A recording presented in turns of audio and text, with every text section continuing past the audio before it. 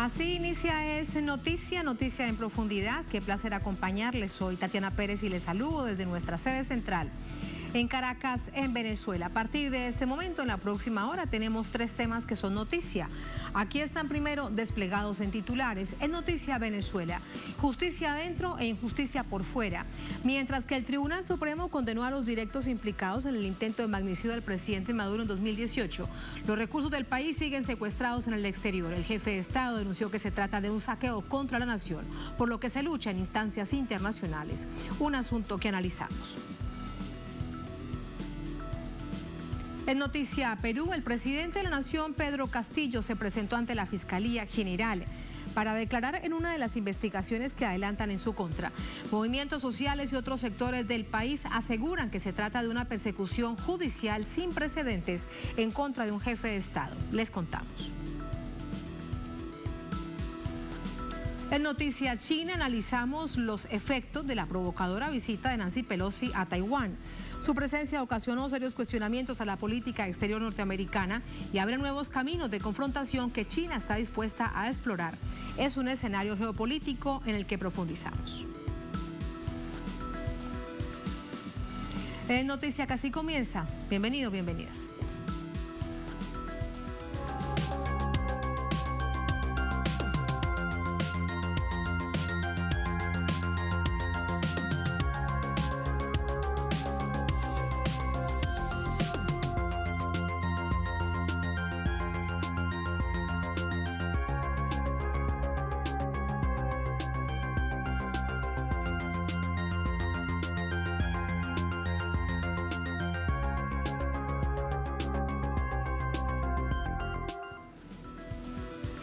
En Noticia Venezuela, justicia adentro, injusticia por fuera, así titulamos. El Tribunal Supremo anunció la condena de prisión a 17 personas por su participación directa en el intento de magnicidio contra el presidente Nicolás Maduro en el año 2018.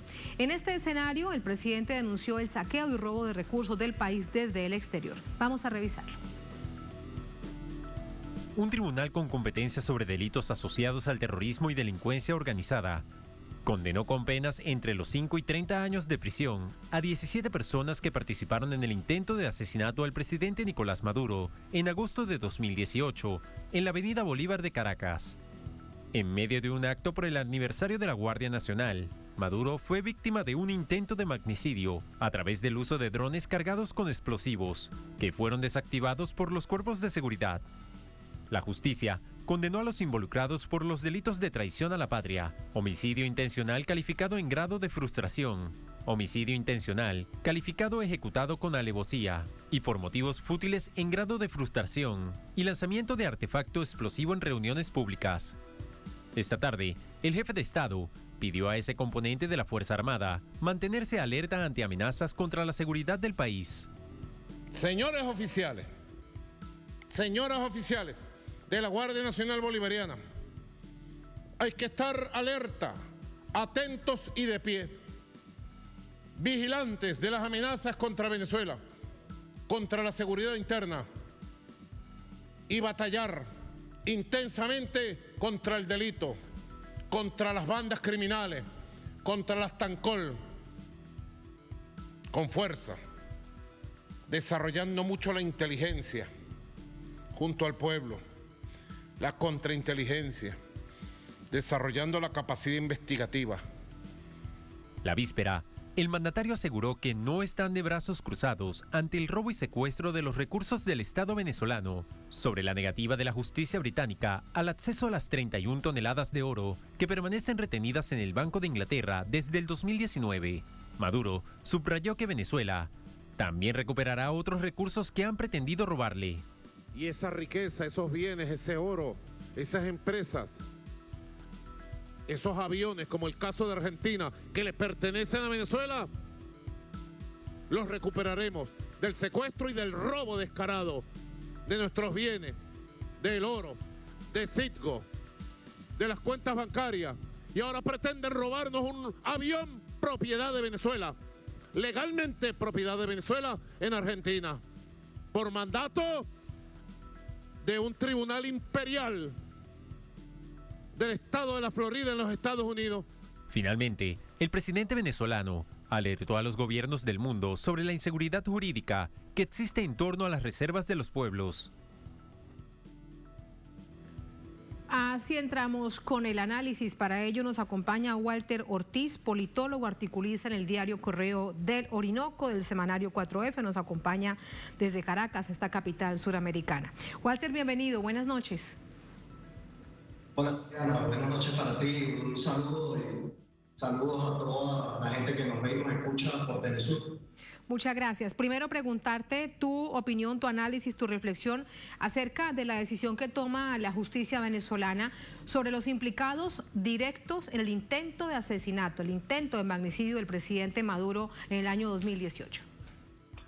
Bueno, mira, en primer lugar, si algo debemos nosotros entronizar en esta etapa de reinstitucionalización del país, precisamente de búsqueda de un proceso de pacificación nacional, pasa por un proceso de justicia, es decir, no hay posibilidades de consolidar la paz en la República Bolivariana de Venezuela sin hacer justicia. Recordemos que ese evento tan lamentable que se produjo el 4 de agosto de 2018, de haber fraguado, pudo haber colocado al país en una situación de consecuencia insospechada. Evidentemente, la investigación de la Fiscalía, de las instituciones del Estado venezolano, y luego todo el proceso judicial, el proceso de investigación, las confesiones que hemos visto por parte de los autores materiales e intelectuales de este hecho, bueno, han concluido el día de hoy con unos primeros sentenciados con sentencias diversas, 30 años, 24 años, 8 años de prisión, 5 años de prisión. Yo creo que hay un rescate y necesario sentido de justicia que debe ser parte del proceso de nueva etapa que está transitando la República Bolivariana de Venezuela. Pero lo que me llama mucho la atención, Tatiana, y amigos que nos ven y nos escuchan, es que en el marco de esta conmemoración, de este cuarto aniversario de este atentado en contra del presidente de la República, Nicolás Maduro, este magnicidio, el grado de frustración, estamos viendo cómo sectores extremistas de la oposición vuelven como por su fuero, tratando de reentronizar o reencauzar nuevamente algunos llamados violentos. Precisamente, si algo debemos nosotros rescatar de la sentencia que se están dando hoy, es sentar precedentes. Porque fíjense que incluso todavía a estas alturas hay actores políticos, actores mediáticos, que están llamando a soluciones que serían terribles para la paz de la República Bolivariana de Venezuela. Uno de los actores directos visibles de este intento de magnicidio del presidente Nicolás Maduro es, bueno, una figura además política directamente ligada a los dos partidos de la extrema derecha en Venezuela. Juan Requesén, para él hay 8 años. Si de un lado hay todos estos sectores que en Venezuela tomaron la decisión y aún continúan llamando a generar este caos que una vez intentaron introducir y mantener, hay otros sectores que dicen que se debe hacer justicia con mano mucho más fuerte para figuras como él y no tener 8 años sino más tiempo en la cárcel. ¿Qué crees? Mira, eso habrá que revisarlo, sin duda alguna. Habría que ver cuáles son las causales para la decisión. En todo caso, siempre esas decisiones son objeto de revisión en las instancias del sistema de justicia venezolano. En todo caso, yo creo que lo primero que debemos rescatar es el sentido de justicia, es decir, tiene que darse una sentencia y se ha dado, y evidentemente luego que se den las revisiones que se tengan que dar. Y sobre todo que estos actores políticos, actores intelectuales, actores materiales, de no solo estas, sino tantas agresiones planificadas y ejecutadas contra Venezuela, asuman su responsabilidad no solo ante el país, sino que asuman su responsabilidad también ante las instituciones del sistema político venezolano, ante la justicia venezolana, ante el Estado venezolano, porque evidentemente todo este cúmulo de agresiones y este gran daño que se le ha hecho a la nación venezolana tiene que ser compensado con un sentido de justicia. Yo creo que eso es lo que debemos rescatar al día de hoy. Luego hacer cualquier revisión ulterior bien puede suceder, y uno no puede, digamos, juzgar a quienes piensen así, porque evidentemente el daño que se le ha causado a Venezuela durante estos últimos 9 años de conflicto existencial que se nos planteó es muy grande y tiene que entenderse ese sentido, esa sed de justicia que todavía incluso está latente en muchos sectores de la sociedad venezolana.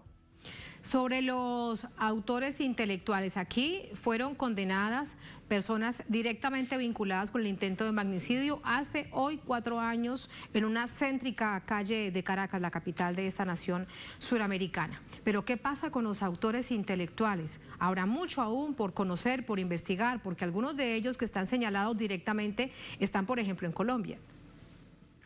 Sí, muchos de ellos están en Colombia. De hecho, ahorita con la asunción del nuevo presidente de Colombia, Gustavo Petro, aparentemente muchos de ellos han huido de Colombia y se han ido a Miami, se han ido a Europa, a otros espacios territoriales.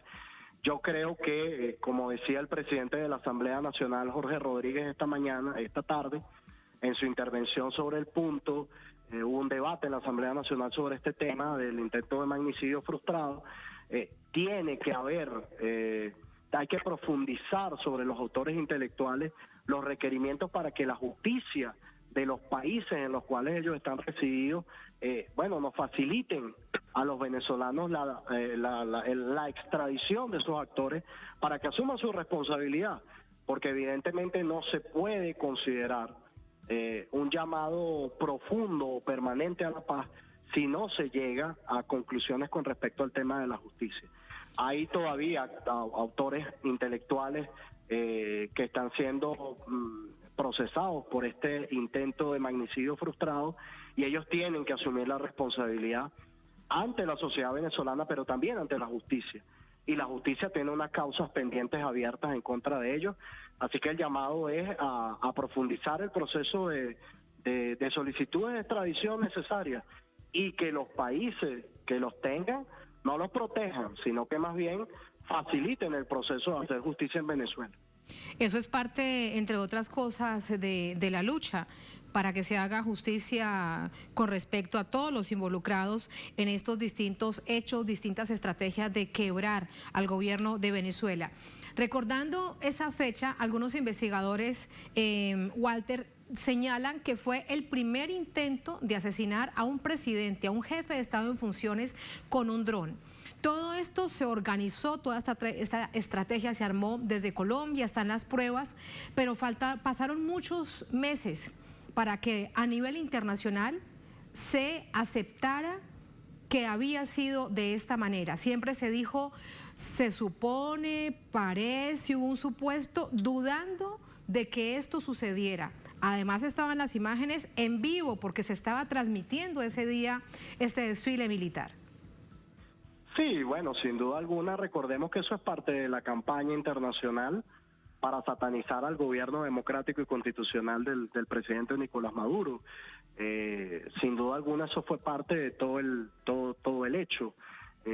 Yo recuerdo que incluso entrevistado para una radio de Venezuela, prácticamente se trató como un objeto de burla del asunto y yo despaché eso diciendo, mire, es muy grave lo que ha sucedido, tiene que haber una investigación porque lo más seguro es que sectores extremistas de los mismos sectores que han tratado de fraguar una revolución de colores durante 2014, durante 2017, provocando una violencia insurreccional, buscando un golpe de Estado y luego lo que vimos ulteriormente en los años posteriores al intento de magnicidio frustrado, es decir, crear instituciones paralelas, aprobar unos estatutos de transición que violan abiertamente la Constitución Nacional, evidentemente son el paso de expedientes del extremismo.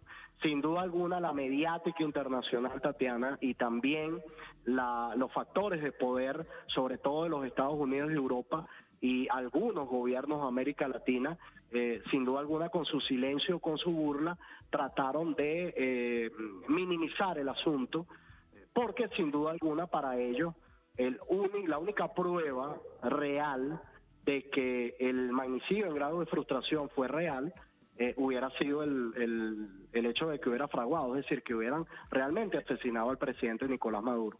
Afortunadamente esto no sucedió, pero estamos viendo al sol de hoy cómo actores mediáticos están abiertamente diciendo bueno, utilicemos nuevamente el mismo expediente para tratar de generar un cambio en Venezuela.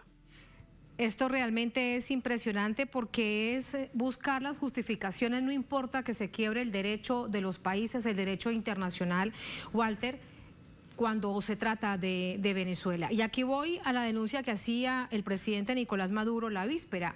Se mantiene el secuestro, el robo ante la llamada comunidad internacional, que además no actúa porque le puede suceder a cualquier otro país. También hacía esa advertencia el presidente Nicolás Maduro.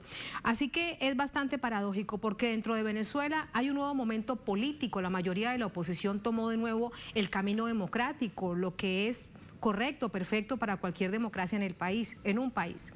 Pero a nivel internacional se sigue manteniendo esa estrategia de golpear al gobierno de Venezuela. Sí, esa estrategia se sostiene. Es una estrategia de agresión que la hemos visto con el tema de la sentencia de un tribunal británico sosteniendo una situación de robo inaceptable de unas toneladas de oro que son pertenecientes a la nación venezolana y que las administra el Banco Central de Venezuela. Y ahora estamos viendo una cosa insólita, el secuestro y ahora la pretensión de robarse un avión de carga de Entrasur perteneciente a Conviasa, que ha servido de ayuda humanitaria, sobre todo en tiempos de pandemia, para países de Centroamérica. Nos ha servido a nosotros en Venezuela para trasladar vacunas, etcétera, etcétera. Es parte del expediente de bloqueo, de persecución jurídica, de persecución financiera, que no ha cesado sobre la República Bolivariana de Venezuela. El único gran cambio sustancial que hemos visto es un cambio de narrativa, es decir, el gobierno de Donald Trump tenía una narrativa muy abierta y muy dura con respecto a lo que hacía hacia Venezuela. El gobierno de Joe Biden simplemente hace silencio, pero sostiene las mismas políticas y las mismas estratagemas. Entonces nosotros no podemos, bajar la guardia, tenemos que defendernos. Es decir, Walter, que sigue siendo Venezuela, como se pretendió desde Estados Unidos desde hace varios años, instalar esa narrativa, además peligrosísima en términos políticos, como un enemigo global. Eso no ha cambiado, así tengan distintas formas. Eso no ha cambiado así tengan distintas formas, eso es lo único que cambia y no ha cambiado porque es que lo estamos viendo, es decir, no hemos visto ningún gesto, no lo vimos del Tribunal Británico, no vemos un gesto de devolución del avión de Entrasur y sinuosamente se siguen implementando las sanciones económicas en contra de Venezuela. Es decir, básicamente se nos sigue persiguiendo financieramente, se nos sigue intentando excluir de todo el mercado petrolero mundial y eso ellos lo conocen y lo saben. El problema es que al cambiar la narrativa y al no decirlo abiertamente, se genera una especie de sensación como que no existe ya, pero resulta que sí existe y es parte de la denuncia que ha hecho el presidente Nicolás Maduro, porque sin duda alguna nosotros, por un lado bien, tenemos que seguirnos desarrollando y tendremos que seguir avanzando a pesar de estos intentos de agresión y de descarrilar el momento político distinto que estamos viviendo en Venezuela, pero por el otro lado tenemos que dar la batalla legal, la batalla política, la batalla de denuncia en contra de estas agresiones que ya son parte de una geopolítica. Lo estamos viendo desde el punto de vista de las acciones que está asumiendo la OTAN, todo lo que está haciendo Estados Unidos con respecto a la Federación de Rusia, ahora lo que está haciendo en Taiwán. O sea, es decir, es una doctrina que se quiere imponer sobre los pueblos del mundo y nosotros desde Venezuela no podemos hacer otra cosa sino plantarnos y hacerle frente porque hemos sufrido en carne propia las consecuencias de ese proceso. ¿Con cuánta resistencia del pueblo venezolano? ¿Con qué heroísmo del pueblo venezolano que lo ha soportado, lo ha resistido con tanta resiliencia? Profesor, gracias por tu análisis. Walter, muy buenas noches. Tatiana, muchísimas gracias para ti. Adiós, hasta luego. Así vamos a la primera pausa en esta emisión de Es Noticia. Al volver en Noticia Perú, el presidente de la Nación, Pedro Castillo, se presentó ante la Fiscalía para declarar en una de las investigaciones que adelantan en su contra. Son varias. Movimientos sociales, otros sectores del país aseguran que se trata de una persecución judicial sin precedentes en contra del jefe de Estado. Les contamos y lo analizamos al volver en Es Noticia.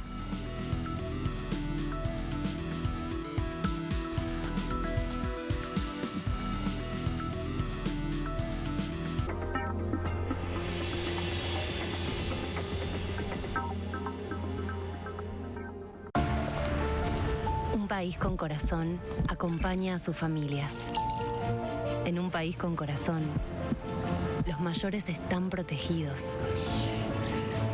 Un país con corazón iguala los derechos de sus madres y las oportunidades de sus hijos y de sus hijas. Un país con corazón los ayuda a progresar. Somos un país con corazón. ANSES, en cada etapa de tu vida. Documentales Telesur presenta. Su nombre es casi un estandarte nacional y su imagen es un ejemplo del amor a la patria. Entre los individuos como entre las naciones, el respeto al derecho ajeno es la paz. Benito y los Juárez. Un acercamiento al benemérito. Juárez es ese gran personaje al que se le debe un reconocimiento por sus aportes a la vida política, social y cultural del país. En estreno. Domingo. Solo por Telesur.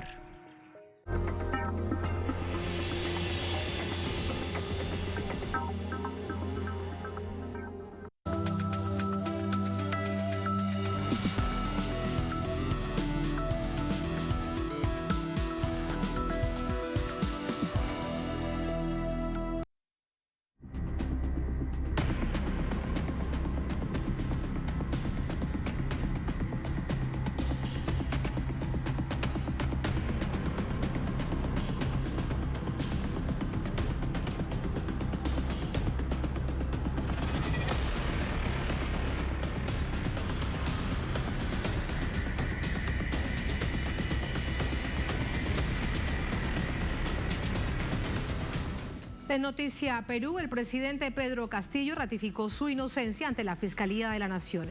Negó estar obstruyendo las investigaciones que realizan en su contra por supuestas irregularidades en los ascensos de Fuerzas Armadas y de la Policía.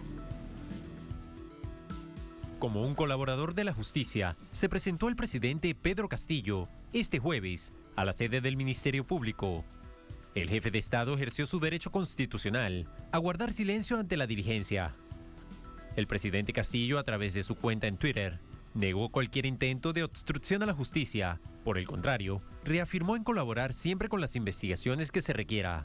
Su abogado, Benji Espinosa, detalló que Castillo contestó ante los investigados y en ese relato voluntario negó los cargos y reiteró su inocencia. Espinosa explicó a los medios locales que más adelante, cuando se le convoque, va a declarar. A través de @PedroCastilloTE, el primer mandatario se pronunció: reitero que no soy parte de una red criminal y voy a demostrar mi inocencia en cualquier espacio, tal y como se lo dije hoy a la fiscal de la Nación. A nadie le he robado, a nadie he matado. Acá me ha puesto el pueblo y voy a responder siempre por el pueblo.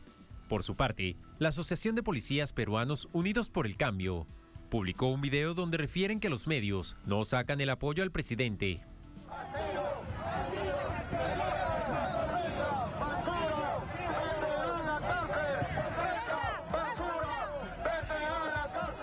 Y el rechazo del pueblo a la prensa sicaria, que junto a los aliados de la corrupción quieren arrinconar al presidente y vacarlo. La Fiscalía General de la República citó al jefe de Estado por presuntas irregularidades en los ascensos de las Fuerzas Armadas y la Policía, y por supuesta obstrucción a la justicia. Pese a que la Constitución solo señala la posibilidad de procesar al presidente mientras ejerce el cargo por casos de traición a la patria o por impedir elecciones, en el año que tiene de gobierno Castillo, la Fiscalía le ha abierto 5 investigaciones preliminares, 4 de ellas vinculadas a su gestión. Más información a esta hora para conocer más acerca del panorama allí en Perú con esta comparecencia del presidente Pedro Castillo ante la Fiscalía General de la República. Ramiro Angulo con nosotros desde Lima. Hola Ramiro, adelante, cuéntanos. Hola Tatiana, buenas noches a la audiencia de Telesur. En efecto, tras su salida del Ministerio Público, el presidente Castillo rechazó ser parte de una organización criminal. Ha señalado que demostrará su inocencia y que no se va a someter a la justicia mediática. Él ha ido a declarar como parte de estas investigaciones sobre las presuntas irregularidades que habrían en los ascensos en las Fuerzas Armadas.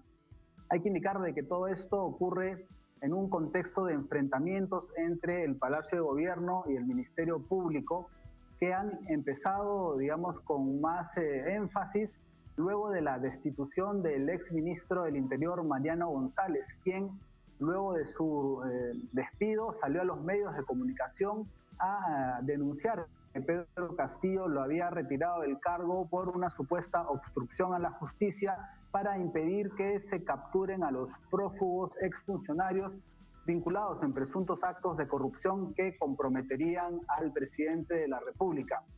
Ahora sucede de que la fiscal de la Nación, Patricia Benavides, recientemente designada, ha tomado algunas decisiones un poco cuestionadas por la opinión pública. Por ejemplo, ha desmantelado a un equipo fiscal que estaba encargado de investigar un caso emblemático de corrupción que en el Perú se le conoce como el caso de los cuellos blancos del puerto, que involucra a altos jueces, fiscales supremos, autoridades municipales, empresarios, entre otros.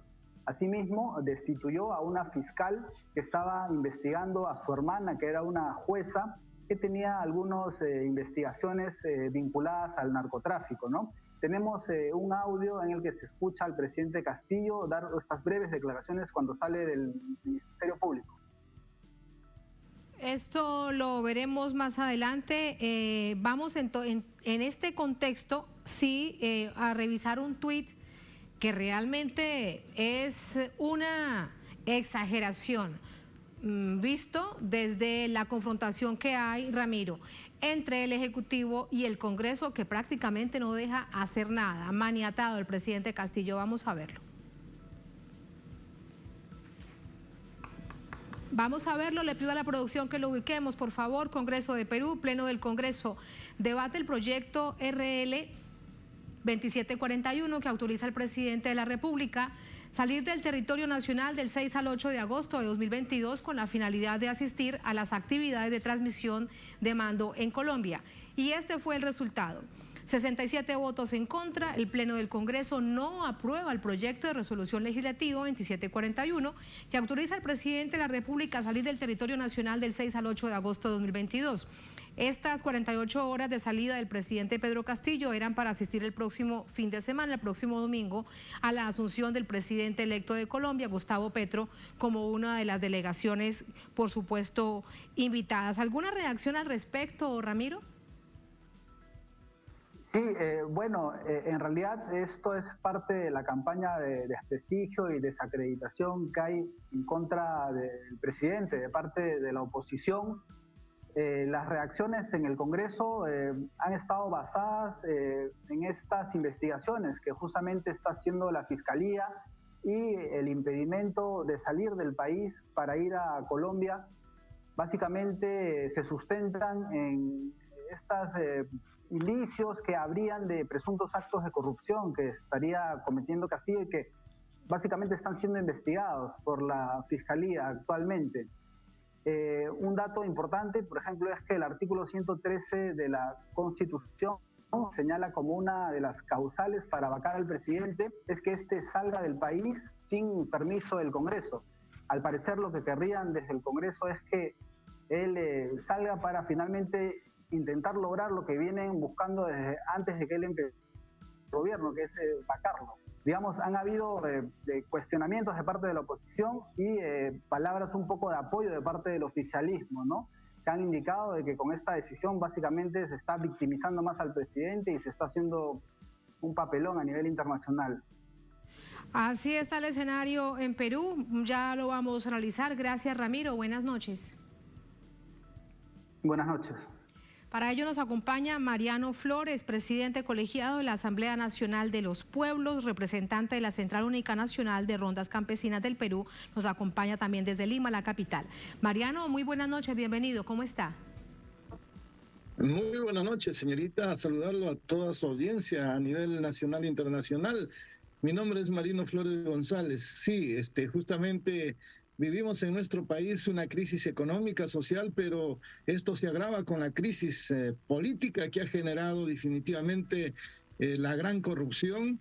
Nosotros conocemos nuestro país y definitivamente quienes lograron el gobierno desde el 90 a la actualidad han cometido una serie de actos totalmente que lindan con la moral, pero también con la vida, con la justicia, puesto que fueron ellos los que cremaron, descuartizaron, asesinaron, los que hicieron las fosas comunes, y justamente su líder uno de ellos está en la cárcel, el otro se suicidó, se tiró un balazo, y además los demás están prófugos de la justicia.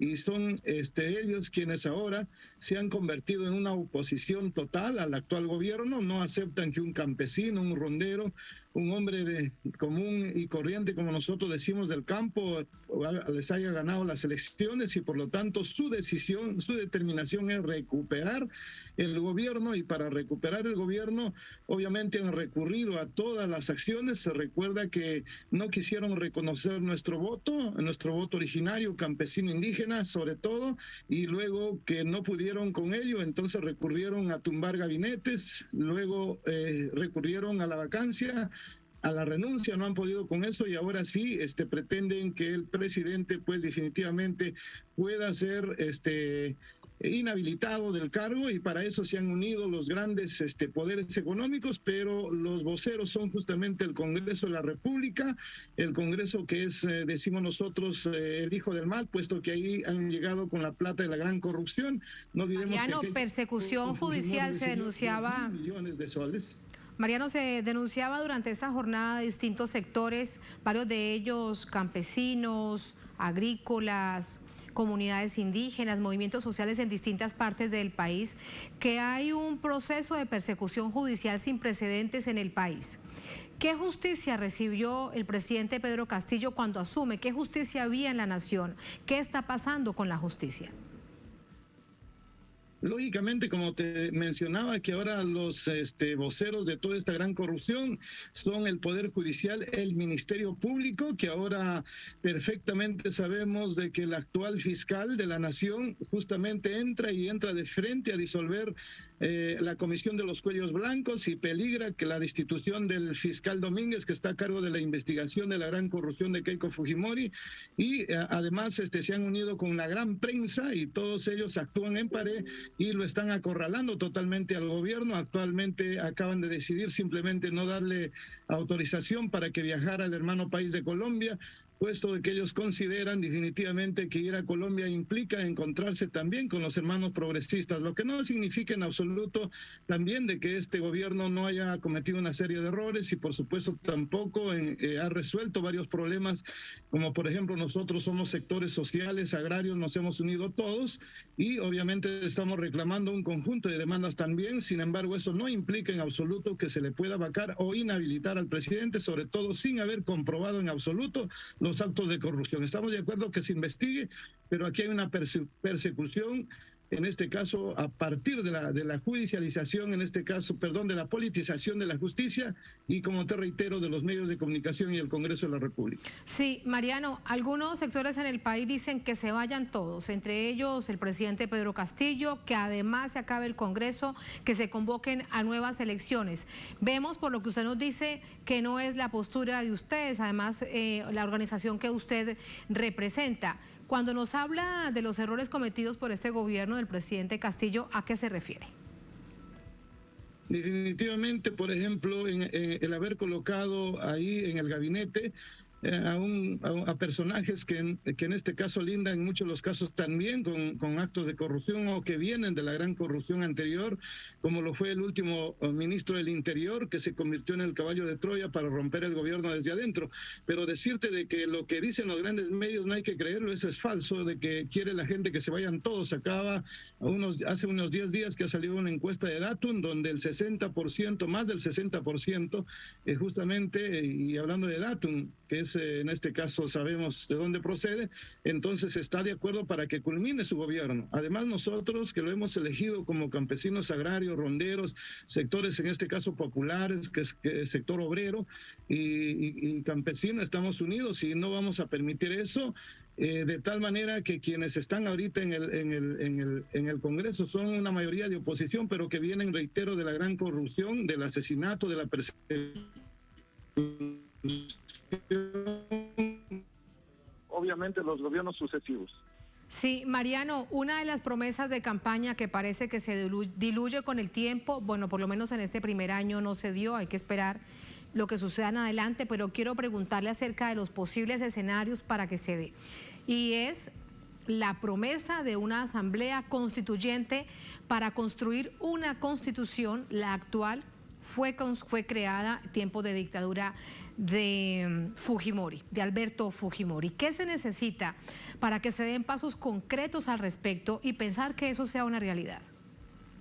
Nosotros justamente hemos demandado al gobierno y obviamente al Congreso de la República varias leyes que nosotros hemos presentado como iniciativa legislativa. Una de ellas es la segunda reforma agraria y obviamente el tema de la Constitución es un tema de como nosotros decimos, de vida o muerte. Eso no lo vamos a dejar.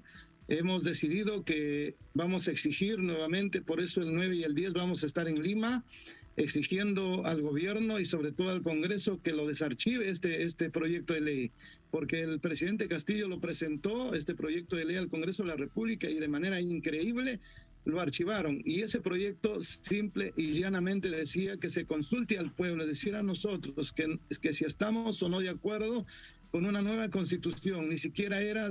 Quizás 9 y 10 hacia Lima, ¿van a recorrer el país o llegarán todos y se encuentran en Lima? ¿Cómo será?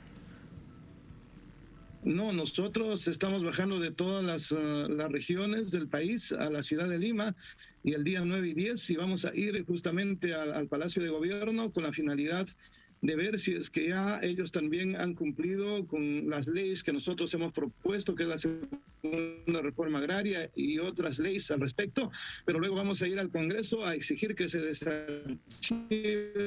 Quiero decirte también que nosotros hemos decidido como Asamblea Nacional de los Pueblos, el día de mañana nos vamos a reunir para decidir justamente y volcarnos a las calles a recoger los 5 millones de firmas que necesitamos para un referéndum, de tal manera que en ese sentido, si bien es cierto, los grandes medios de comunicación han silenciado, pero esto es un sentimiento a largo y ancho del país, y a eso es lo que lo tiene miedo esta ultraderecha. Y además decirte que nosotros hemos dicho al gobierno múltiples veces que tiene que disolver el Congreso pidiendo cuestión de confianza e instalar un gabinete del cambio, porque el gabinete, hasta la actualidad los gabinetes en realidad no, como te reitero, no han estado a la altura de las circunstancias que exige en este caso los cambios del país, y por lo tanto instale un gabinete del cambio y obviamente de inmediato en este caso se convoque a una nueva constitución, en este caso a conformar la asamblea constituyente o a instalar el proceso constituyente,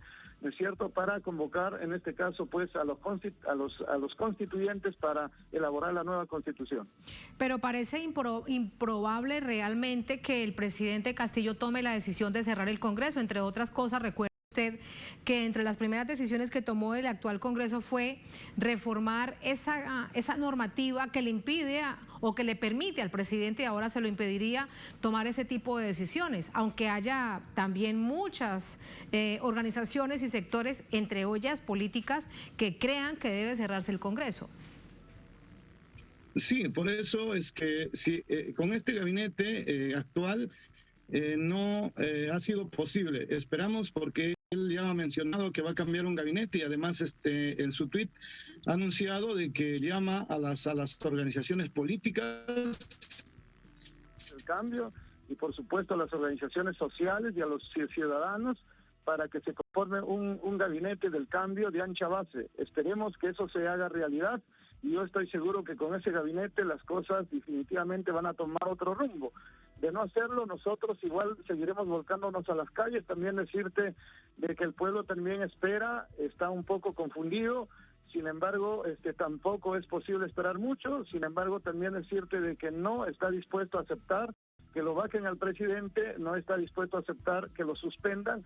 En este caso, sí reclamamos que se esclarezcan los hechos. Además, debo mencionarte que el día de hoy, por ejemplo, se ha presentado a la Fiscalía a rendir, en este caso, su manifestación, y decirte que por primera vez en la historia se viola la inmunidad del presidente, de tal manera que nosotros creemos que ya es suficiente. Hay una discriminación total, hay satanización, hay, en este caso, por parte de la ultraderecha, una fijación en cuanto se refiere, en este caso, al racismo, y son situaciones que se vienen manifestando con mucha fuerza, y eso lo hemos visto con la presidenta del Congreso anterior y también actualmente con esta nueva presidenta. Muchísimas gracias por estas reflexiones, Mariano. Muy buenas noches. Muy buenas noches y agradecerles infinitamente. Gracias. A usted, muchas gracias. Hasta luego. Así vamos a la última pausa en esta emisión de Es Noticia. Al volver en Noticia China, analizamos los efectos de la provocadora visita de Nancy Pelosi a Taiwán. Su presencia ocasionó serios cuestionamientos a la política exterior norteamericana en este momento complejo y abre nuevos caminos de confrontación que China está dispuesta a explorar. Vamos a analizarlo al volver en Es Noticia.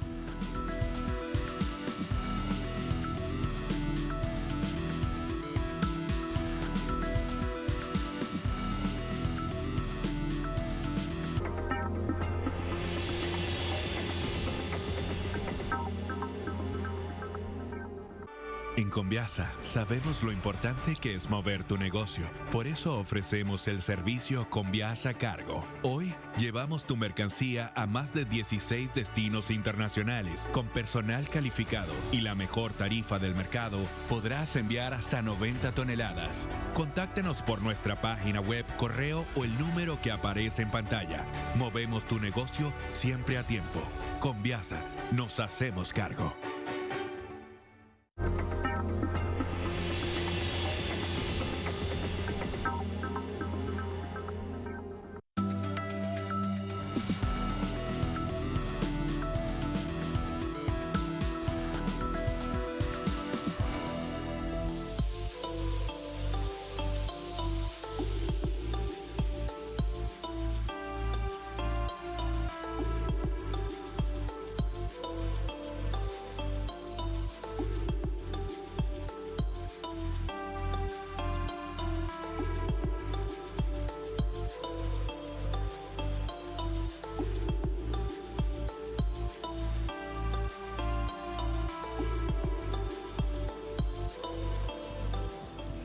En noticia china, el Ejército Popular de Liberación comenzó maniobras aéreo-marítimas alrededor de Taiwán en respuesta a la visita a la isla de la presidenta de la Cámara de Representantes de Estados Unidos, Nancy Pelosi.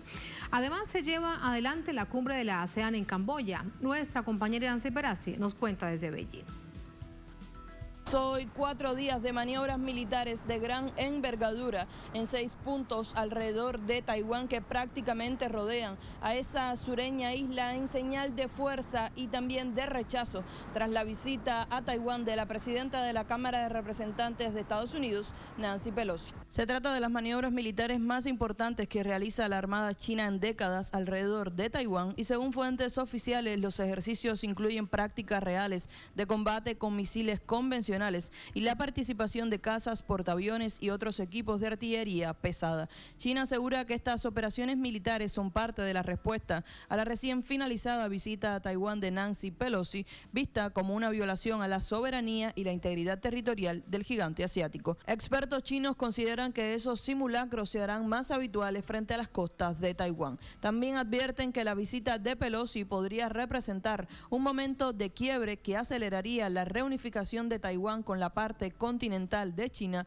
considerada una prioridad para el gobierno chino y que cree podría estar en peligro ante las constantes intromisiones estadounidenses. Estas elevadas tensiones en el estrecho de Taiwán han despertado preocupación en todo el mundo, pero especialmente en Asia, y los ministros de Relaciones Exteriores de la Asociación de Naciones del Sudeste Asiático, la ASEAN, alertaron el jueves que la situación podría desestabilizar a la región y eventualmente provocar conflictos abiertos y consecuencias impredecibles entre grandes potencias. En un comunicado difundido durante la 55 reunión de cancilleres que se celebra en Camboya, la ASEAN expresó su preocupación por la volatilidad internacional y regional y se ofreció a desempeñar un papel constructivo para facilitar un diálogo pacífico entre todas las partes. Además de las tensiones por Taiwán, durante esta reunión los miembros de la ASEAN abordarán la situación en Myanmar, la crisis en Ucrania, la COVID-19, el cambio climático y la cooperación económica. allí parte de los hechos, de inmediato los analizamos. Para ello nos acompaña Carolina Romano, secretaria de Cooperación Técnica de Relaciones Internacionales en la Universidad Nacional de Salta, provincia de Salta, en Argentina. Desde allí nos acompaña. Profesora, buenas noches, bienvenida. ¿Cómo está? Muy buenas noches, muchas gracias por esta invitación. A usted muchísimas gracias. Estos ejercicios militares en los que además se observa tal nivel de potencia son la respuesta que China tenía que realmente enviar, fue lo que tuvo que hacer para demostrar que tiene músculo militar. Y se lo pregunto porque siempre en términos de la diplomacia de China ante el mundo, en términos geopolíticos, nunca pondera el asunto militar, siempre habla de la defensa, no ni de invadir, ni de agredir, ni de atacar. La realidad que está ahora con este punto de quiebre de esta visita irresponsable que se ha generado, aumentando una tensión que el mundo ya venía viviendo, tiene que ver justamente, como decía muy bien licenciada, con la magnitud de las capacidades militares que hoy tiene China y que tiene un contexto que ha ido invirtiendo en su PBI en defensa un poco más de 20 años, ¿no? No es la misma realidad de la China en el año 2000 que una China en el 2020, que aumentó en ese periodo de tiempo ya más del 1000% del valor en dólares de inversión en seguridad. Y entonces esta es la China que hoy está poniendo un límite frente a una provocación, como les decía, irresponsable, en un contexto, en un mundo que está muy alejado de la paz y donde vemos que la violencia cada vez es más fuerte, ¿no? Y donde lamentablemente hay estudios que ya avisoraban esta realidad, ¿no? Podemos citar al profesor Allison cuando hablabas de este contexto geopolítico de la trampa de Tucídides, ¿no? Y en esto tenemos que hacer referencia a esa magnitud, ¿no? A que fue, y volviendo a este historiador ateniense, ¿no? 5 años antes de Cristo, cuando hablábamos de que fue justamente el ascenso de Atenas y el temor que ese ascenso infundió, que hizo la guerra inevitable contra Esparta, y estamos ya quizás en este escenario lamentablemente de gran conflicto, ¿no? Que ha sido analizado, que ha sido estudiado, que ha sido advertido, y donde lamentablemente caemos en la irresponsabilidad de los líderes mundiales frente a una realidad donde van a seguir sufriendo personas, ¿no? Porque tenemos que seguir analizando la situación en Rusia y en Ucrania, por supuesto. Por supuesto, y es que esto es bastante paradójico. A Estados Unidos no le han salido bien los objetivos planteados en Ucrania como el centro de una disputa geopolítica OTAN con Rusia. Pero vemos ahora que entonces plantea esta provocación. Uno realmente se pregunta qué es lo que está pasando con la política exterior norteamericana, sobre todo en esta parte del mundo. Mire usted, por ejemplo, la respuesta de la ASEAN. Allí hay potencias muy fuertes que están acompañando a China. ¿O será que el gobierno de Estados Unidos pensaba que el mundo lo iba a aplaudir? ¿Usted qué opina? Y claro, y a eso se han sumado también diferentes medios europeos, donde justamente identifican esa visita de Pelosi a Taiwán como innecesaria, como un aumento de tensiones en un mundo que está complejo, que Europa se enfrenta hacia una recesión, donde la realidad de la seguridad alimentaria está comprometida. Y entonces, ante esta situación, por supuesto que los llamamientos que quedan, por supuesto, también en una fractura ideológica de la que tenemos que hacer cuenta, ¿no? Cuando la OTAN avanzaba también de forma, digamos, irresponsable frente a un límite que había puesto Rusia, teníamos que entender que esto iba a pasar, ¿no? Era, parafraseando la obra literaria, la crónica de una muerte anunciada, y lamentablemente, y seguiremos lamentando muertes. Y en esta irresponsabilidad también entendemos que estas provocaciones van en ese sentido, y donde no podemos dejar de mencionar que la industria bélica de los Estados Unidos también tiene mucho que ver en estas provocaciones. Este es un punto muy importante, profesora, porque ahora que usted lo plantea, uno se pregunta si en el marco de la recesión técnica que está atravesando Estados Unidos, los expertos así lo han dicho, primer semestre con 2 trimestres consecutivos con recesión, ya no hay otra forma de ocultarlo ni de decirlo, si lo que el gobierno de Estados Unidos y la Casa Blanca lo que está buscando es la reactivación a través pues de la vía militar, de lo que tienen bastante historia.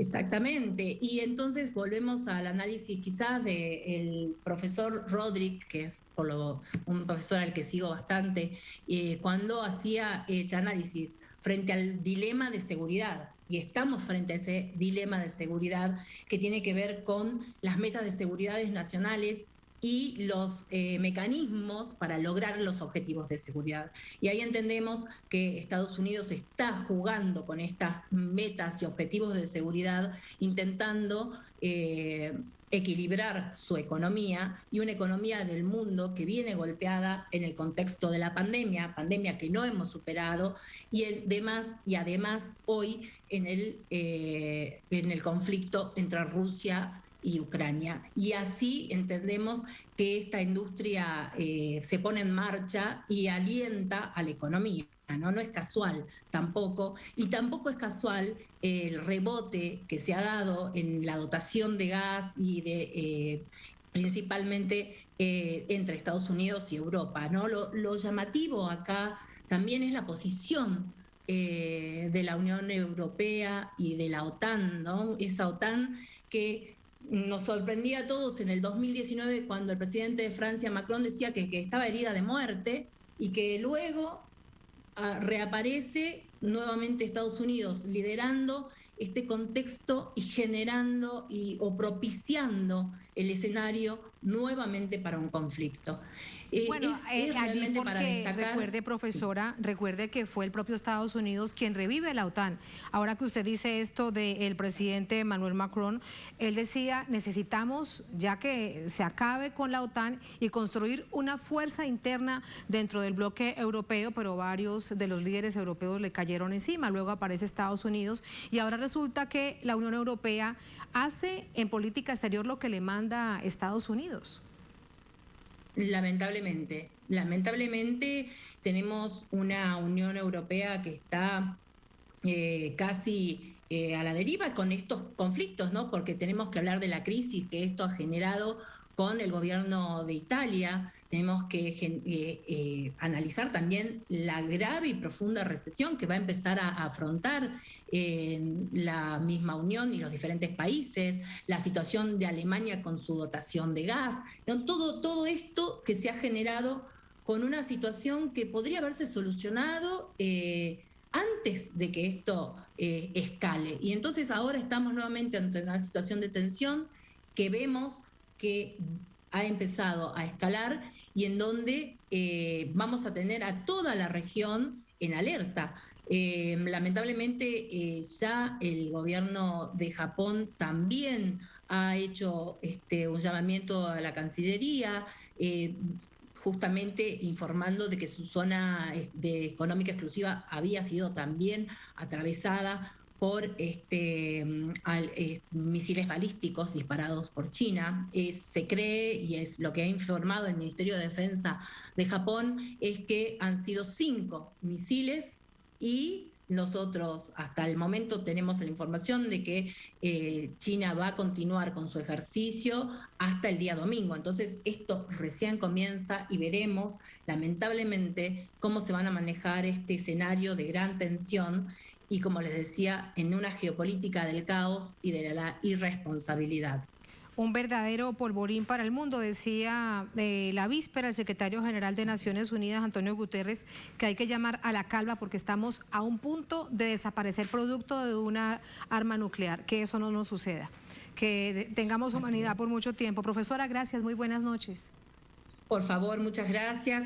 Y la verdad que volviendo como empezamos esta entrevista, ¿no? China buscaba la creación de una comunidad, de un destino compartido para la humanidad, y hoy ese manifiesto con el que se trabajó durante casi 20 años parece una utopía, ¿no?